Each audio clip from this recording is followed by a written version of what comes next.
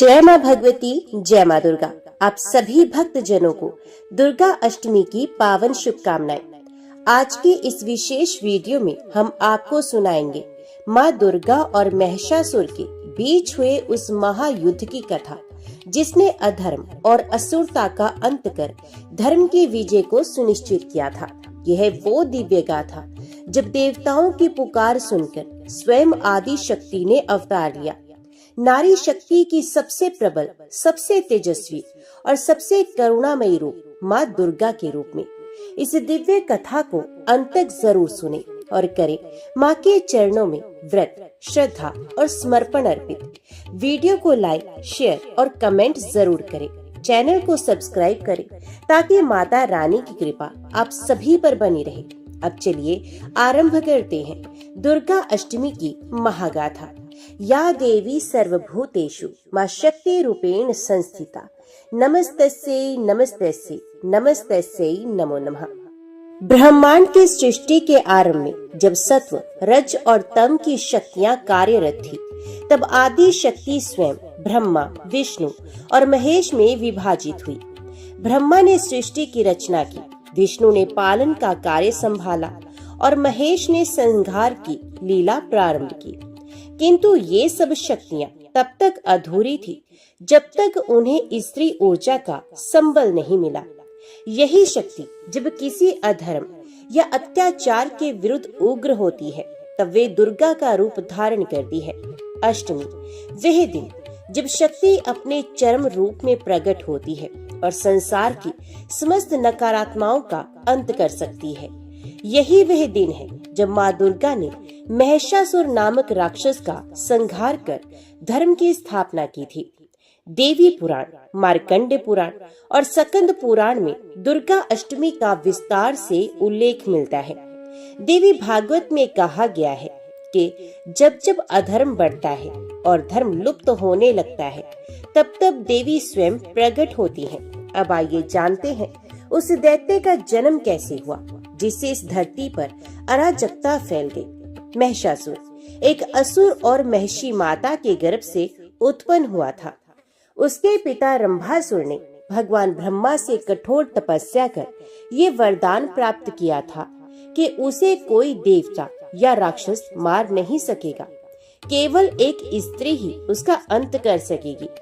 रंभासुर की मृत्यु के पश्चात महिषासुर ने राज्य संभाला और शक्ति की प्राप्ति हेतु कठोर तपस्या में लीन हो गया। हजारों वर्षों की तपस्या के बाद जब ब्रह्मा जी प्रकट हुए तो उसने मांगा, हे ब्रह्मदेव, मुझे अमरता का वरदान दे। ब्रह्मा जी बोले, जो जन्मा है उसका अंत निश्चित है, अमरता संभव नहीं, कोई और वर मांगो। तब महिषासुर ने छल पूर्वक कहा, मुझे ऐसा वर दें कि मुझे कोई देवता, दानव या राक्षस ना मार सके, केवल स्त्री ही मेरा अंत कर सके, वे भी तब जब वे युद्ध कर सके। ब्रह्मा जी ने तथास्तु कहा और यहीं से प्रारंभ हुआ उसके आतंक का युग। महिषासुर अब असुरों का राजा बन चुका था। उसके पास अपार बल, तेज और मायावी शक्तियां थी। ब्रह्मा से वरदान पाकर वे अहंकार में चूर हो गया। उसने तीनों लोकों पर आधिपत्य जमाने की ठान ली। सबसे पहले उसका क्रोध देवताओं पर टूटा। महिषासुर ने अपने विशाल असुर सैन्य दल के साथ स्वर्ग पर आक्रमण कर दिया। इंद्रदेव, वरुण देव, अग्निदेव, वायु, यम, कुबेर और अन्य सभी देवता उसकी सेना के आगे टिक न सके। महिषासुर के पास आकार बदलने की शक्ति थी। वे कभी भैंस बन जाता, कभी राक्षस, कभी हाथी तो कभी सिंह। इंद्र ने वज्र चलाया, अग्नि ने ज्वालाएं छोड़ी, लेकिन सब व्यर्थ। महिषासुर ने देवराज इंद्र के सिंहासन को छीन लिया और स्वर्ग पर अधिकार कर लिया। देवताओं को परास्त कर वे ऋषियों और मुनियों पर अत्याचार करने लगा। यज्ञ विध्वंस, वेदों की चोरी, साधना विघ्न, स्त्रियों का अपमान, महिषासुर का आतंक दिन प्रतिदिन बढ़ता ही जा रहा था। देवताओं ने ब्रह्मा, विष्णु और महेश्वर से शरण मांगी। इंद्र बोले, हे त्रिदेव, आपने महिषासुर को जो वरदान दिया है वह अब समस्त ब्रह्मांड के लिए संकट बन गया है।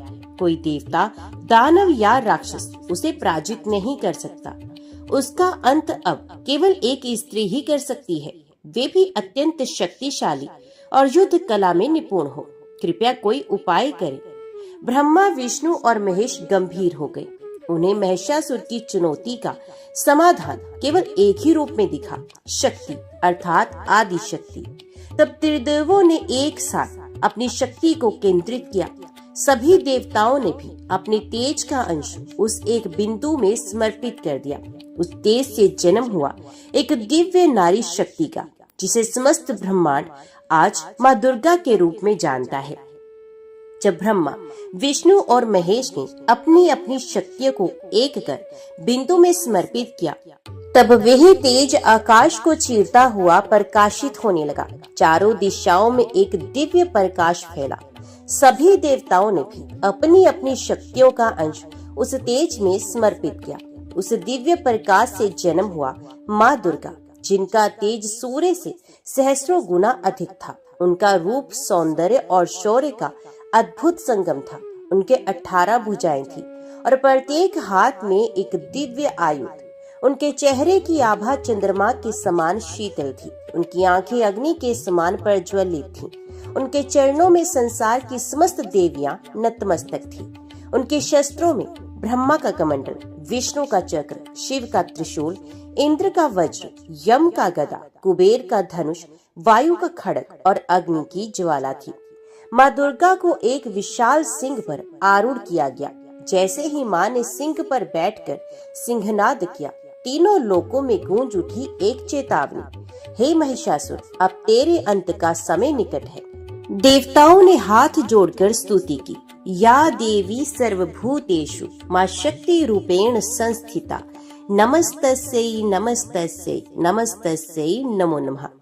उनकी स्तुति से प्रसन्न होकर माता रानी ने कहा, हे देवगण, आप चिंता न करो, मैं स्वयं महिषासुर का वध करूंगी। धर्म की स्थापना और अधर्म के नाश के लिए ही मेरा ये रूप प्रकट हुआ है। अब सभी देवता हर्षित थे। उन्होंने देवी को नमस्कार किया और उनका आशीर्वाद लेकर लौट गए। स्वर्ग की सीमा पर देवी ने डेरा डाल दिया और महिषासुर को युद्ध के लिए ललकार भेज दी। जैसे ही माँ दुर्गा ने सिंह पर सवार होकर स्वर्ग की सीमा पर डेरा डाला, उनके तेज से आकाश कांप उठा। आकाशवाणी होने लगी, अधर्म का अंत निकट है, शक्ति का अवतार हो चुका है। जब महिषासुर को ज्ञात हुआ कि एक स्त्री युद्ध के लिए उसे ललकार रही है, तो वह पहले हंसा।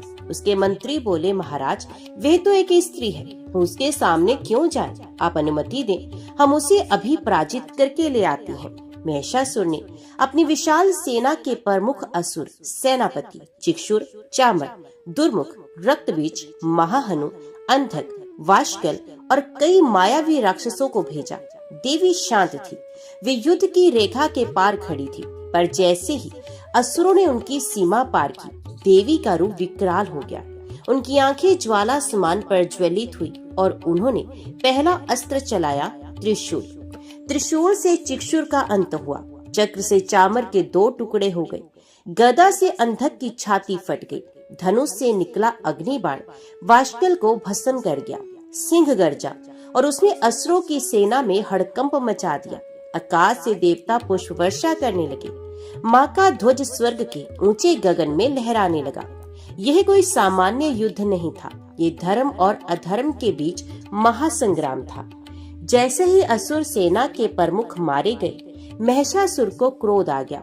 उसने स्वयं युद्ध भूमि में आने की ठानी। उसने अपना रूप बदला। वे कभी भैंस, कभी सिंह, कभी मनुष्य और कभी हाथी बन रहा था। माँ दुर्गा अब मुस्कुरा रही थी। उन्हें ये संकल्प पूर्ण करना था, तो देवी ने कहा, हे महिषासुर, तेरा अंत निश्चित है। तू चाहे जितने भी रूप धारण कर ले, मेरी शक्ति तुझसे अधिक है। प्रथम दिन, युद्ध का पहला दिन था। महिषासुर ने अपने 10,000 सैनिकों की सेना भेजी, जो जल, थल और आकाश से हमला कर सकती थी। माँ दुर्गा ने शिव के त्रिशूल से आकाश में शत्रुओं के विमान गिराए, विष्णु के चक्र से धरती पर दौड़ते रथों को काट डाला और अग्नि के धनुष से अग्नि बाणों की वर्षा की। देवताओं ने ऊपर से देखा और जय जयकार की, जय माँ भगवती, जय माँ दुर्गा। दूसरा दिन, असुर सेनापति दुर्मुख ने माया रची और माँ दुर्गा के सामने उनके ही जैसे 10 रूप बना दिए। जिनसे भ्रम हो गया। माता मुस्कुराई। उन्होंने अपनी आंखों से तेज की अग्नि निकाली और माया रूपों को जला डाला। तीसरा दिन। अब देवी ने अपना विकराल स्वरूप लिया, कालरात्रि, जिसकी सांसों से पर्वत हिल जाए और चरणों की आहट से पृथ्वी डोल उठे। उस रूप से महाहनु नामक राक्षस का अंत किया गया, जिसने अब तक 4 देवताओं को बंदी बनाया था। चौथा दिन। माँ के सिंह ने युद्ध में भाग लिया। उस दिन सिंह ने 1000 असुरों को अकेले ही समाप्त किया। देवी ने कमंडल से अमृत छिड़का, जिससे देवताओं की शक्ति लौटी और उन्होंने भी असुरों का प्रतिरोध किया। 5वां और छठा दिन। पंचमी को देवी कात्यायनी बनी, पूर्ण शुद्ध शक्ति। षष्ठी को सकंद माता, रक्षण और पोषण का रूप। इन दिनों में उन्होंने एक एक करके महिषासुर के सभी सेनापतियों का संहार कर दिया। 7वां दिन। माँ के सिंहनाद से आकाश गूंज उठा। ये काल चक्र की पुकार थी। देवताओं ने आकाश से शंखनाद किया। अब अधर्म के दिन समाप्त होने को हैं। 8वां दिन। अष्टमी का दिन। माँ के माथे से एक तेज पुंज निकला और उससे जन्मी चामुंडा देवी, जिन्होंने असुरों की उपसेनाओं को समाप्त किया। देवी ने तलवार से एक ही वार में चंड और मुंड का सर काट दिया। 9वीं का दिन। अब केवल एक ही युद्ध शेष था, महिषासुर और माता दुर्गा का। आकाश शांत था, परंतु वातावरण में अदृश्य कंपन कर रहा था। माँ दुर्गा सिंह पर आरूढ़ थी। उनकी आंखों से ज्वाला निकल रही थी और हाथों में शस्त्र झिलमिला रहे थे। माँ ने कहा, आज धर्म और अधर्म के बीच निर्णायक युद्ध होगा। हे महिषासुर, सामने आओ। महिषासुर युद्ध भूमि में प्रकट हुआ। उसके विशाल शरीर पर कवच थे, आंखें लाल अंगारों की तरह थी। वे हंसा और बोला, हे नारी, तू क्या मुझे युद्ध में हरा सकेगी? तेरे जैसे असंख्य देवों को मैंने परास्त किया है। माँ दुर्गा शांत स्वर में बोली, तेरा विनाश तेरे अहंकार से ही होगा। तू नहीं जानता कि मैं कौन हूँ। महिषासुर ने युद्ध की शुरुआत की। पहले वे भैंसा बना और उग्रता से दौड़ा, फिर सिंह बनकर पंजों से हमला किया, फिर हाथी, जो देवी को सूंड में लपेटकर फेंकना चाहता था। माँ दुर्गा हर रूप का सामना करती रही।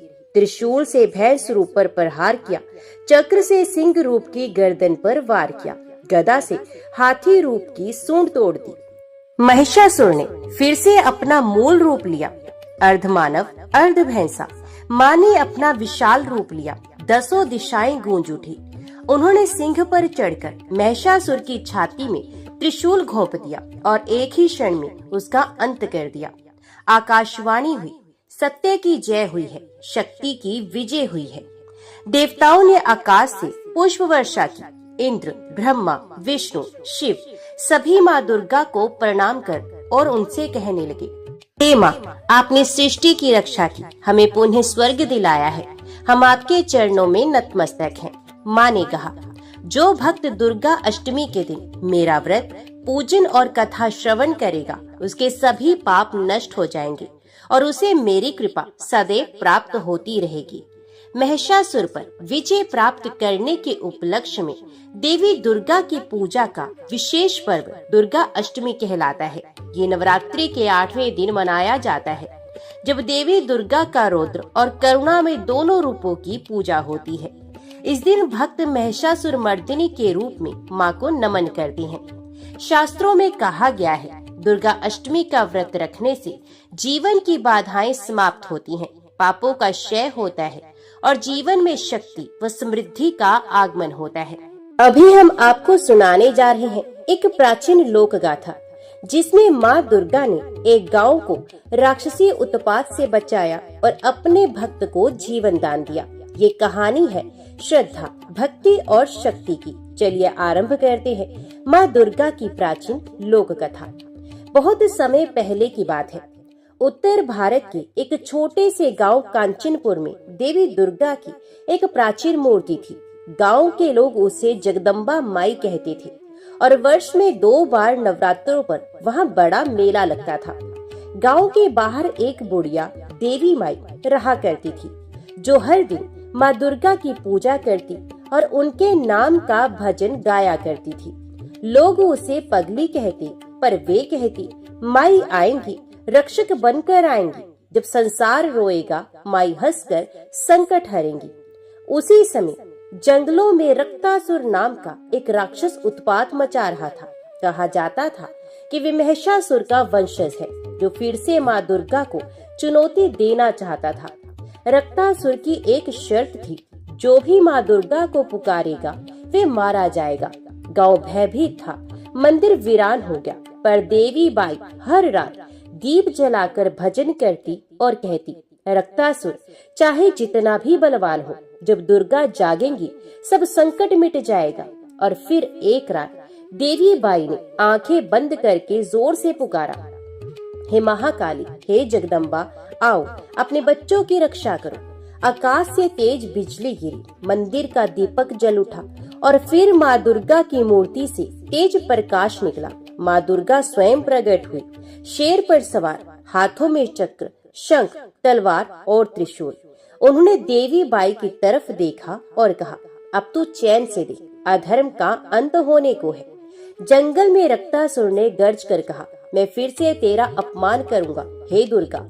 माँ ने त्रिशूल उठाया, युद्ध आरंभ हो गया। धरती कांपने लगी, आकाश में रक्त की वर्षा हुई, पर माँ दुर्गा के त्रिनेत्र में ज्वाला थी।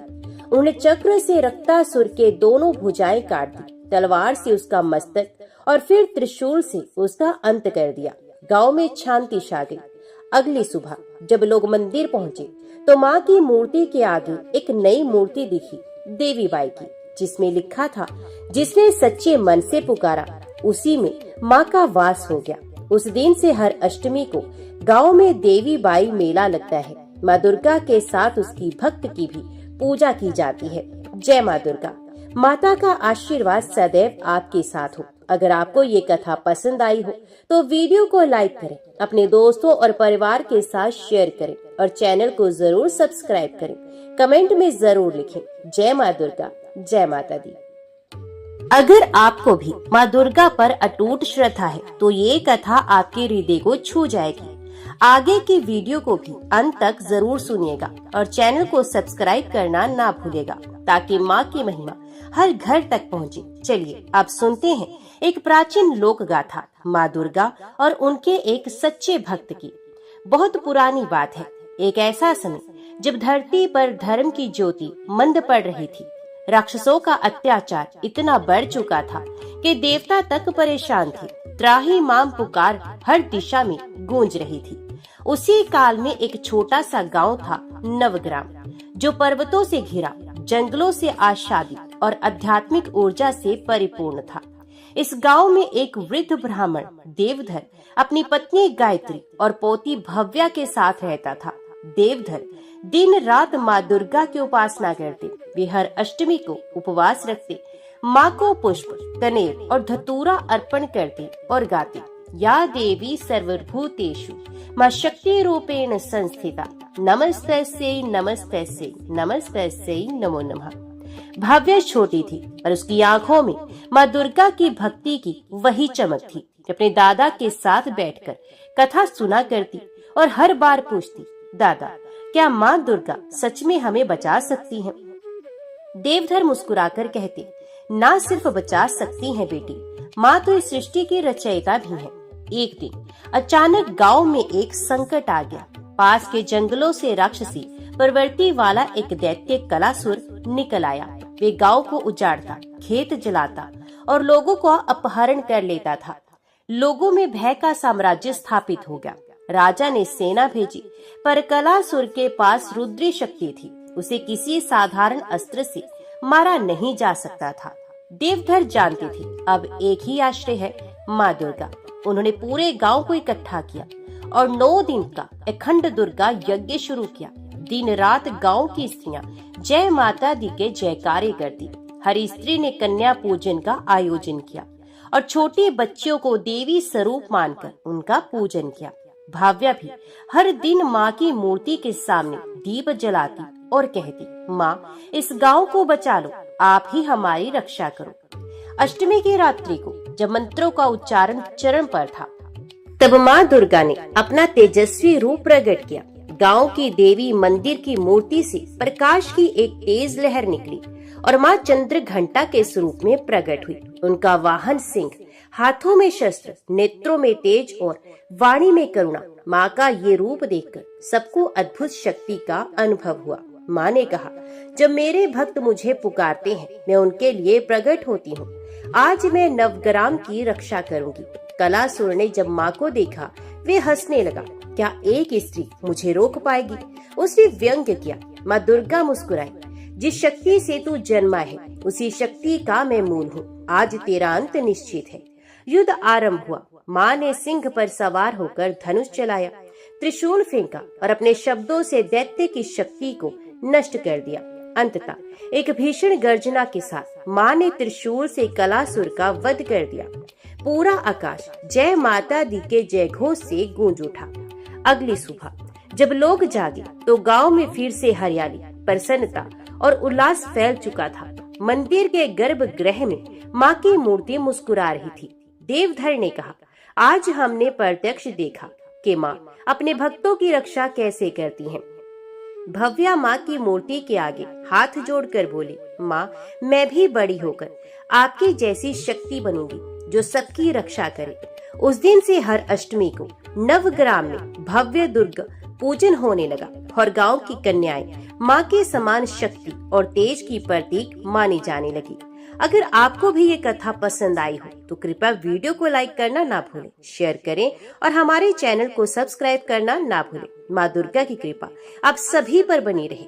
जय माँ दुर्गा, जय माँ भगवती।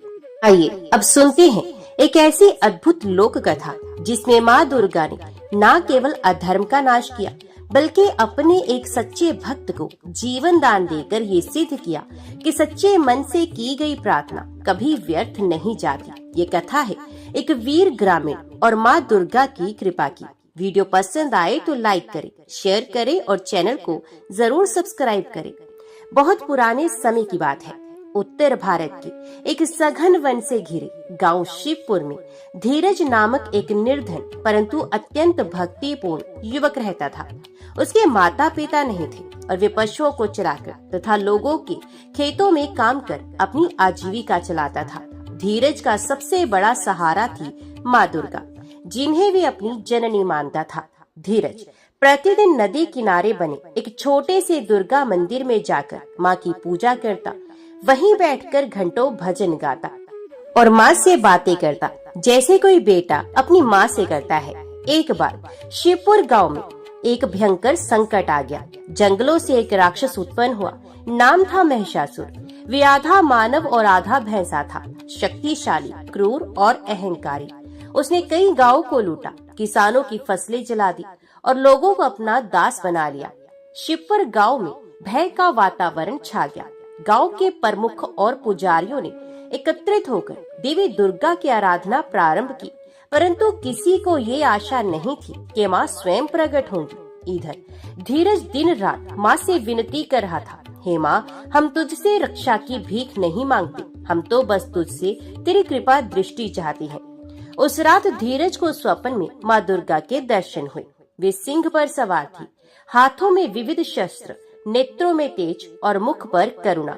माँ ने कहा, धीरज, तू मेरा सच्चा पुत्र है, तुझे ही महिषासुर का अंत करना होगा, मैं तेरे साथ हूँ। सुबह उठते ही धीरज को विश्वास हो गया कि माँ ने उसकी पुकार सुन ली है। गांव के लोग पहले तो उसका उपहास करने लगे, परंतु जब धीरज ने एक प्राचीन गुफा से दिव्य अस्त्र प्राप्त किया जिसे स्वयं माँ ने प्रदान किया था, तब सभी स्तब्ध रह गए। धीरज ने जंगल में जाकर महिषासुर को ललकारा। कई घंटों तक भीषण युद्ध हुआ। महिषासुर ने क्रोधित होकर अपना रूप बदला, कभी सिंह, कभी हाथी, कभी पर्वत, लेकिन हर बार धीरज में एक नई शक्ति उत्पन्न होती रही। अंततः जब महिषासुर ने एक विशालकाय भैंसे का रूप ले लिया और धीरज को कुचलने के लिए दौड़ा, तभी आकाश में माँ दुर्गा का सिंहनाद गूंजा। माँ ने दिव्य रूप में प्रकट होकर महिषासुर का वध कर दिया और धीरज को अपने आंचल में समेट लिया। गांव के लोग दौड़कर आए। धीरज बेहोश था, पर उसके मुख पर दिव्य तेज था। माँ दुर्गा ने कहा, ये मेरा सच्चा भक्त है, इसकी भक्ति ने मुझे बाध्य कर दिया प्रकट होने के लिए। जो भक्त निष्काम भाव से मेरी उपासना करता है, मैं स्वयं उसकी रक्षा करती हूँ। धीरज को होश आया तो माँ अदृश्य हो चुकी थी, लेकिन उनका वरदान साथ था। गांव में फिर कभी राक्षस नहीं आए। फसलें लहलहाने लगी और शिवपुर का नाम हुआ शक्तिपुर। तब से हर साल दुर्गा अष्टमी पर लोग धीरज की कथा गाते हैं और माँ दुर्गा के मंदिर में विशेष पूजा करते हैं। ये सिद्ध हो गया कि सच्चे मन से की गई भक्ति से माँ प्रसन्न होती हैं और अपने भक्तों पर अपनी कृपा बरसाती हैं। जय माता दी। यदि ये कथा आपको भावुक कर गई हो तो कृपया इसे शेयर करें। माँ दुर्गा की कृपा सभी तक पहुँचाए। चैनल को सब्सक्राइब करें और कमेंट में लिखें जय माँ जगदम्बा, जय माँ अम्बा। उत्तर भारत के पहाड़ी इलाकों में एक छोटा सा गांव था सुरंगपुर। चारों ओर हरियाली, पर्वतों की गोद में बसा, नदियों से घिरा और जंगलों की छाया में लिपटा हुआ। ये गांव दिखने में जितना सुंदर था उतना ही दुखदाई भी था वहाँ के लोगों के लिए। सुरंगपुर में हर घर में कोई न कोई पीड़ा थी। किसी के खेत सूख गए थे तो किसी के बच्चे बचपन में ही मर जाते थे, तो कोई स्त्री बांझ कहलाती, तो किसी का पति असमय चल बसता। त्योहारों पर भी गांव में सन्नाटा छाया रहता, जैसे हंसी ने वहां आने से इनकार कर दिया हो। इस गांव में स्त्रियां रोज सुबह सूर्य को अर्घ्य देती, तुलसी में जल डालती और द्वार पर गोबर से चित्र बनाती, लेकिन उनके चेहरों पर ना कोई चमक थी, ना कोई विश्वास। ऐसा लगता था जैसे वे सब किसी अदृश्य भय से बंधी थी। गांव की सबसे बुजुर्ग महिला धर्मवती दादी हमेशा कहती, ये धरती कभी देवी की गोद थी, लेकिन अब माँ दुर्गा हमसे रूठ गई है। कई बुजुर्गों ने तो गांव छोड़ दिया था और कईयों ने अपनी बेटियों को ये कहते हुए पराया कर दिया कि मत आना सुरंगपुर, यहाँ देवी मौन है। इसी गांव में रहती थी रुक्मणी। उम्र करीब 28 वर्ष, रंग सांवला, आंखों में नमी और चेहरे पर स्थायी थकान। वे एक ब्राह्मण परिवार की बहू थी।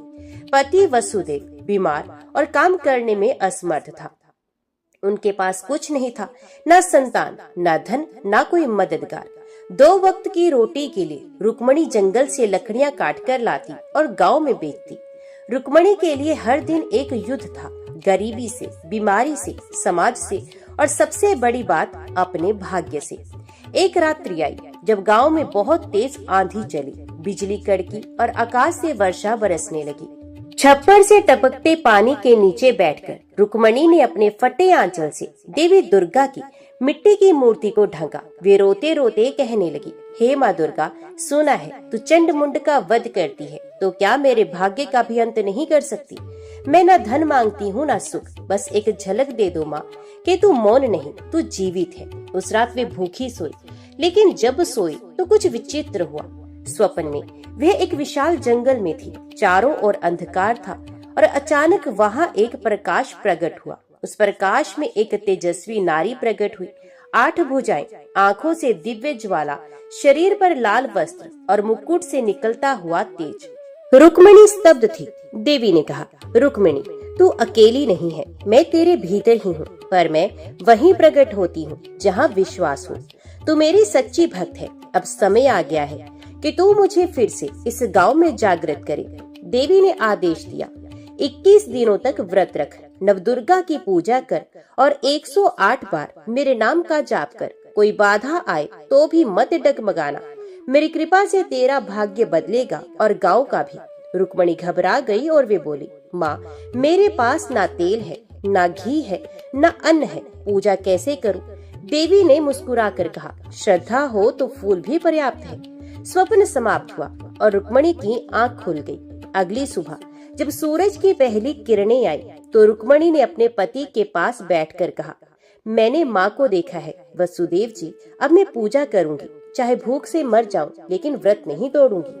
पति ने उसकी आंखों की चमक देखी और कुछ नहीं कहा, बस आंसू बहा दिए। रुक्मणी ने अपने छोटे से घर में मिट्टी का छोटा सा चौकोर मंदिर बनाया। उसमें माँ शैलपुत्री की एक चित्र छवि रखी, जिसे उसने खुद हाथ से बनाया था। तुलसी से लाए पत्ते, जंगल से लाए फूल और नदी का जल, यही उसकी पूजा सामग्री थी। गांव की स्त्रियां हंस पड़ी, देखो जरा, ये गरीब औरत देवी को मना रही है, खुद के पास रोटी नहीं और पूजा करेगी। लेकिन रुक्मणी ना हिली ना ही डरी। उसने 108 बार माँ दुर्गा का जाप किया, ओम एम ह्रीम क्लीम चामुंडाय विच्चे।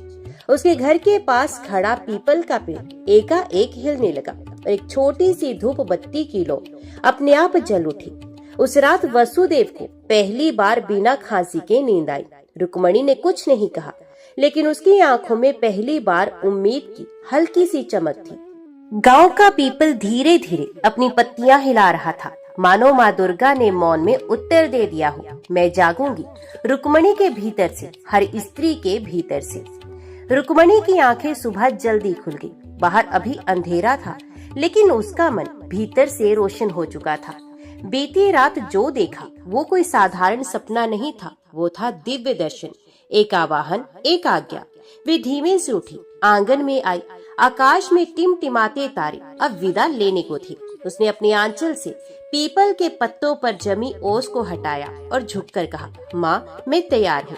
भले अन्न न मिले, जल भी ना हो, पर मैं तुम्हारे व्रत में डगमगाऊंगी नहीं। उस स्वप्न में माँ की आंखें अब भी रुक्मणी की स्मृति में जल रही थी। ऐसा तेज, ऐसा सौंदर्य, जैसे अनगिनत सूर्यों का प्रकाश एकत्रित हो गया हो। वे याद करती रही माँ के वो 8 हाथ, एक हाथ में त्रिशूल, संकट का नाश करने वाला, दूसरे में कमल, करुणा का प्रतीक, तीसरे में चक्र, न्याय का प्रतीक, चौथे में गदा, रक्षक का प्रतीक, और बाकी हाथों में वर मुद्रा, अभय मुद्रा, धनुष और जल पात्र। देवी की वाणी अब भी उसके कानों में गूंज रही थी। 21 दिन की साधना कर रुक्मणी, नवदुर्गा की आराधना से तू मुझे प्रसन्न करेगी, मैं तेरे भीतर हूँ। उसने लकड़ी के एक छोटे से पटरे पर लाल कपड़ा बिछाया, एक मिट्टी के कलश में जल भरकर नारियल रखा और ऊपर आम के 5 पत्ते। यहीं से शुरू हुई उसकी नवरात्र साधना। हर दिन रुक्मणी एक एक रूप की पूजा करेगी। शैलपुत्री, ब्रह्मचारिणी, चंद्रघंटा, कूष्मांडा, सकंद माता, कात्यायनी, कालरात्रि, महागौरी और सिद्धिदात्री। जब गांव की कुछ स्त्रियों ने देखा कि रुक्मणी सुबह सुबह तुलसी के पत्ते, आंवले की डाली और नदी से लाया जल लेकर पूजा कर रही है, तो हंसी उड़ाने लगी और कहने लगी, कहाँ ये भूखी औरत और कहाँ देवी की आराधना। माँ दुर्गा की तो घी, कपूर, चंदन चाहिए, ये क्या पत्तों से पूजा करेगी। रुक्मणी ने कुछ नहीं कहा। उसका ध्यान अब संसार से हटकर केवल माँ की ओर था। दूसरे दिन सुबह जब वे नदी से जल लेने गई, तो रास्ते में एक सूखी झाड़ी के नीचे कुछ पड़ा दिखा। पास जाकर देखा, एक अज्ञात स्त्री की थैली, जिसमें कुछ पूजा सामग्री थी, कपूर, हल्दी, चंदन, रोली और लाल चुनरी। उसने चारों ओर देखा, कोई नहीं था। वे समझ गई, माँ ने भेजी है ये थैली, जैसे संकेत दे रही हूँ, मैं तेरे साथ हूँ।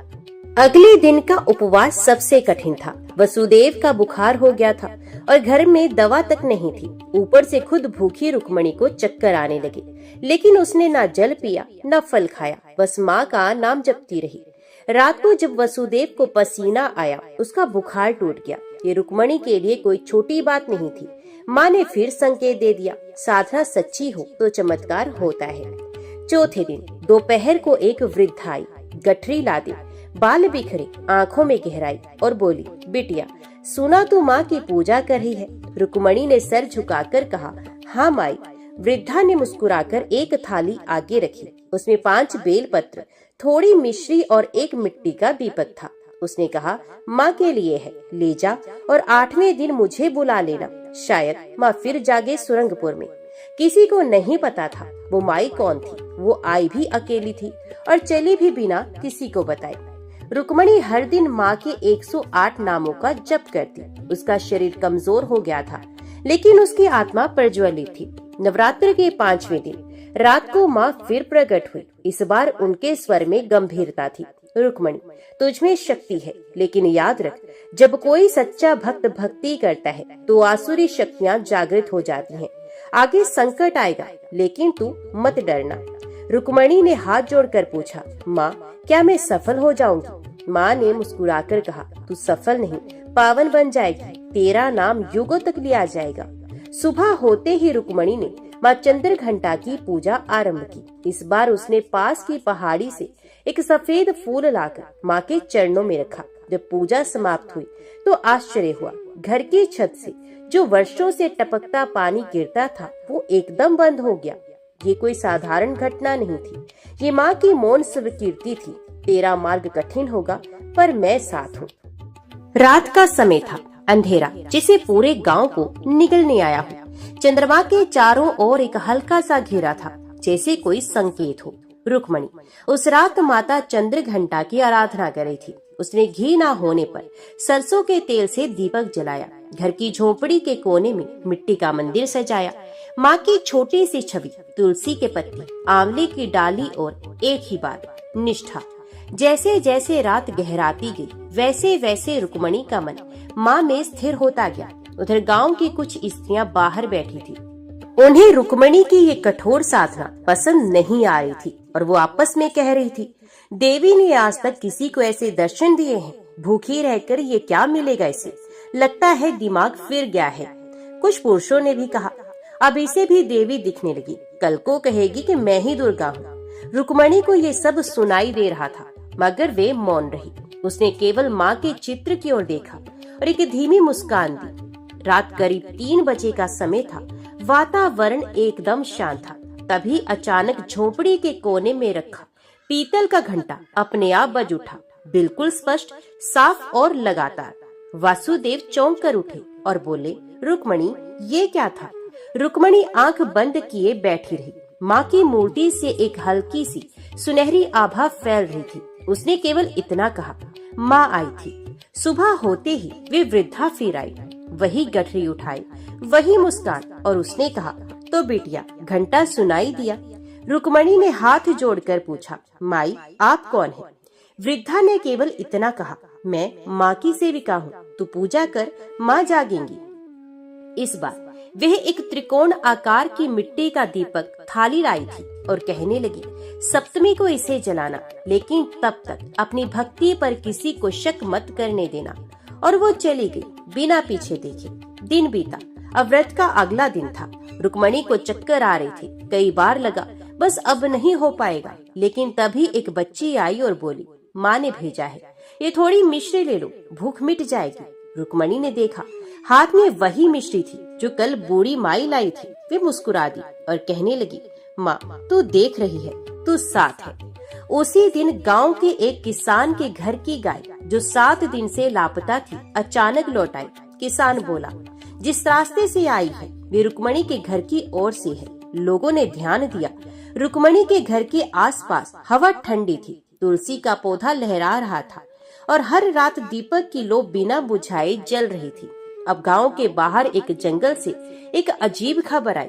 एक तांत्रिक भैरवनाथ गांव की सीमा में दिखा था। वे शक्तियों को चुनौती देने वाला साधक था जो कहता था, मुझे देवी दिखा दो वरना ये पूजा ढोंग है।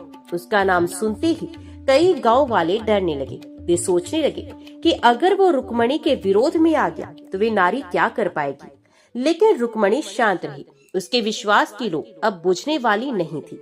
5वीं रात्रि को जब रुक्मणी ने माँ सकंद माता की पूजा की, तब उसकी झोंपड़ी के भीतर रखी पूजा थाली में बिना माचिस के दीपक जल गया और दीपक की लौ से निकली गर्मी से वसुदेव को आराम मिला। उसकी पुरानी सांस की बीमारी की पीड़ा थम गई। रुक्मणी की आंखें भर आई और वो कहने लगी, माँ तू सच में है, तू मौन नहीं है। अब गांव 2 हिस्सों में बट गया। एक हिस्सा जो रुक्मणी को पागल समझता था और दूसरा हिस्सा जो डरते डरते उसकी पूजा को चुपचाप देखने लगा। कुछ स्त्रियां अब रुक्मणी से पूछने लगी, दीदी माँ को कैसे बुलाया आपने, कौन से मंत्र बोले, क्या हम भी करें ये पूजा? रुक्मणी अब भी नम्र स्वर में बोली, माँ को धन नहीं चाहिए, सच्चा मन चाहिए। एक रात जब रुक्मणी जाप कर रही थी, बूढ़ी माई फिर से आई। इस बार उनका चेहरा गंभीर था। उन्होंने कहा, बिटिया अब तू देवी के निकट पहुंच गई है, लेकिन याद रख, जैसे जैसे तू माँ के करीब जाएगी, अंधकार की शक्तियाँ भी सक्रिय होंगी। तू तैयार हो? रुक्मणी ने बिना डरे कहा, हाँ माई, माँ साथ है, मुझे डर नहीं। सप्तमी की पूर्व संध्या पर सुरंगपुर के आकाश में रहस्यमय रंग छा गए थे। एक ओर भक्ति की लो धीमे धीमे जल रही थी, तो दूसरी ओर गांव वालों की आंखों में संशय अब भी बाकी था। रुक्मणी ने चौथे दिन का उपवास आरंभ किया। उसका शरीर दुर्बल होता जा रहा था, लेकिन उसकी आत्मा में अग्नि की तरह कुछ तप रहा था, दृढ़ संकल्प।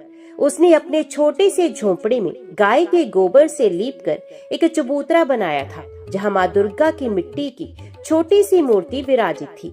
वहीं उसने जल से आचमन कर आंखें मूंदकर दुर्गा सप्तशती का पाठ आरंभ किया।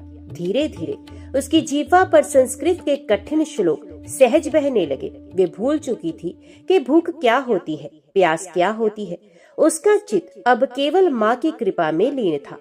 गांव की औरतें उसकी दशा देखकर ठिठोली करती और कहती, अरे ये ब्राह्मणों का पाठ, इस नीची जात की औरत को क्या आता है, कहीं देवी नाराज ना हो जाए, ये अशुद्ध मुंह से नाम ले रही है। तो कुछ पुरुषों ने कहा, यदि देवी को प्रसन्न करना इतना आसान होता तो हम सब क्यों भूखे होते। परंतु रुक्मणी के लिए ये केवल पाठ नहीं था, ये उसकी आत्मा की पुकार थी।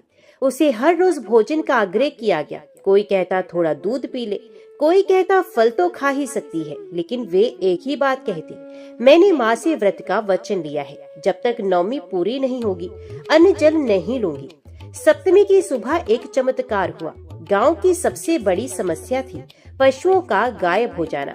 कई हफ्तों से गांव के बैल, गाय, बकरी और बछड़े जंगल की ओर चले गए थे और लौट नहीं रहे थे। खेतों की जुताई बंद हो गई थी, दूध का मिलना बंद था। लेकिन उस दिन जैसे ही रुक्मणी ने सप्तशती के कीलक स्तोत्र का पाठ पूर्ण किया, गांव के पास के जंगल से धूल उड़ती दिखी। सब लोग दौड़कर वहां पहुंचे और देखा, सभी पशु लौट रहे थे, जैसे कोई उन्हें वापस ला रहा हो। एक बच्चा चिल्लाया, माँ ने चमत्कार किया, ये देवी जाग गई हैं। लेकिन बुजुर्गों ने उसे डांटा, छोटे मुंह बड़ी बात मत कर। रुक्मणी उस रात माता ब्रह्मचारिणी की पूजा के लिए फूल चुन रही थी, लेकिन खेत में कांटों से उसका पैर कट गया, रक्त बहने लगा। वे लंगड़ाती हुई माँ की मूर्ति के पास आई और बोली, हे माँ, तू तपस्या की देवी है, तूने भी पर्वतों पर कष्ट झेले होंगे, आज ये रक्त मेरी शक्ति का अर्घ्य है। उसने अपने रक्त से माँ के चरणों में तिलक लगाया और उसी रात जब वे ध्यान में लीन थी, माँ दुर्गा उसके स्वप्न में प्रकट हुई। उनके रूप में तेजस्वी सौंदर्य और तप का सम्मिलन था। वे बोली, रुक्मणी, तेरी तपस्या सच्ची है। ब्रह्मचारिणी रूप में मैं तेरे भीतर प्रकट हो रही हूँ। तेरा ये रक्त अर्पण नहीं, शक्ति का बीज है। तेरी पीड़ा तेरी शक्ति बन रही है। माँ ने उसे एक आशीर्वाद दिया, कल से तू दुर्गा सप्तशती का पाठ जहाँ करेगी वहाँ अग्नि स्वयं प्रकट होगी, सत्य की पुष्टि हेतु।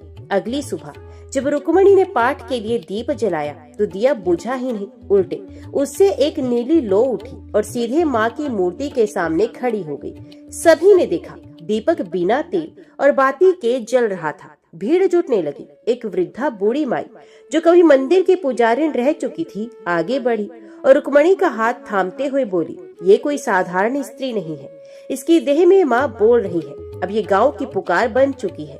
चौथे दिन का व्रत पूरा हुआ। गांव में पहली बार एक बदलाव की लहर उठी। कुछ लोग कल तक उपेक्षा कर रहे थे, आज रुक्मणी को फूल, जल और अक्षत अर्पित करने लगे। अंत में गांव के सरपंच ने आकर कहा, यदि देवी वास्तव में जाग चुकी है तो कल 5 पवित्र घरों में दीपक स्वयं जलेंगे और हम मान लेंगे कि माँ दुर्गा स्वयं स्त्री में वास कर रही है। रुक्मणी मुस्कुरा दी। वे जानती थी माँ को अब किसी प्रमाण की आवश्यकता नहीं। वे तप की परीक्षा में उत्तीर्ण हो चुकी है। अग्नि परीक्षा अब गांव की थी।